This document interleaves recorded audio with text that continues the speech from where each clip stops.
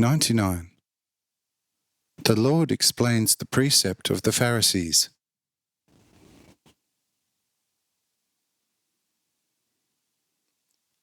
I immediately answer, instead of shabby, and say, "Listen, my friend juror, your question is just and of great importance.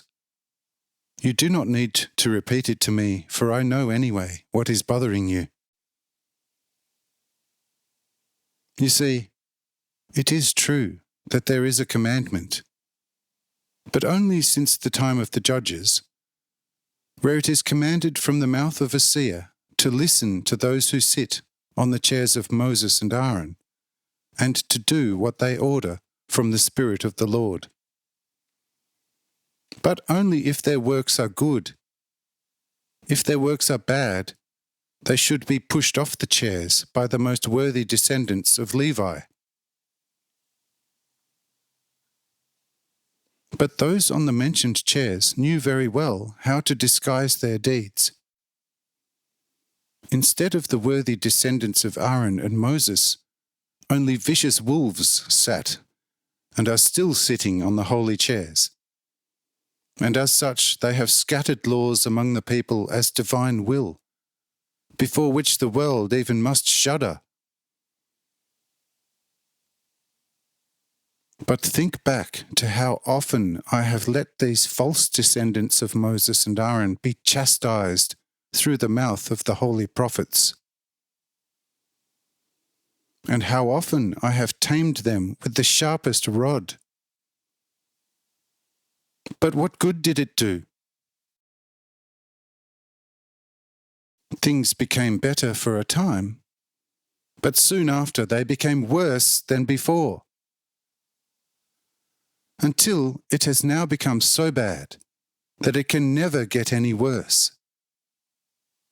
They have filled the barrel with every vice, and only a few drops more, and it will immediately begin to overflow, and will destroy them all like Noah's flood.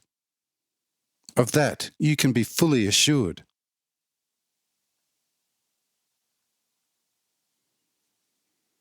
But like many, the law of sacrifices in the temple has also replaced Moses' law concerning the obligations of children towards their parents. At the beginning, it looked very good and just appearance, and concerned only those children whose parents, as was often the case, were true throwbacks of humanity. But these strangely often had very good and honest children, who devotionally saw and knew the cardinal sins of their biological parents very well. The demands which their evil parents placed on them made their hairs stand on end. But in the misunderstood law of Moses, it was written that they should honour their parents above all through obedience. For such reasons, at the time when the temple was still good, such unhappy children asked in the temple what they should do, and said, "It is in any case true that Moses commanded from God to obey the parents and to respect them highly and to honour them all one's life, so that one would live long and things would go well on earth. But Moses also commanded not to kill, not to steal, to speak no untruths, to commit no indecent acts with virgins, and even less, to covet the neighbour's wife. But their terrible parents now demand such things from them. What should they do now in order not to sin against Moses' commandments?"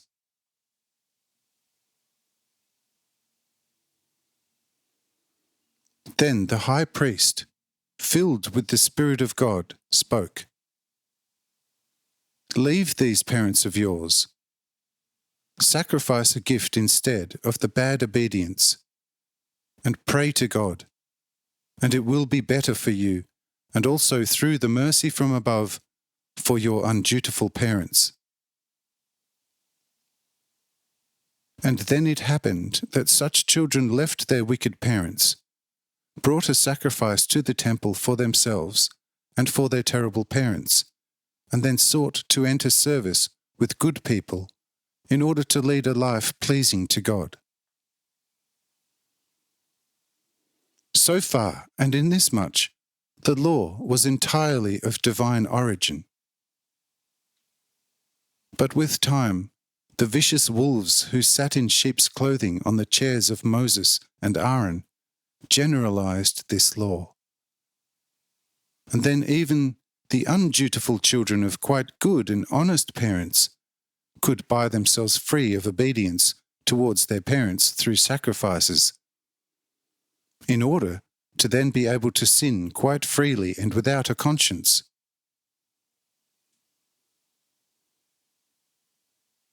In this way, the double commandment of God was also twice suppressed, and in its place a purely hellishly human statute was set, which naturally must be an abomination before God, because it is quite against his order. For only a somewhat pure-thinking person must see, at first glance, that such a statute can never be divine, but only of a hellish and satanic origin.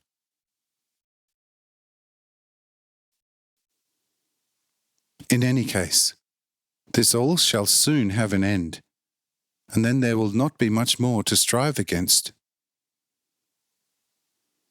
Otherwise, it is surely in order that a weak man lets himself be led by a strong man.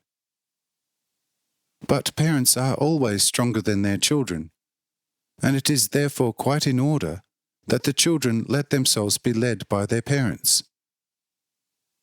But if the weak man notices that the strong man wants to throw him off a deadly precipice, the weak man would do well to get away from the strong man and find himself a safe place.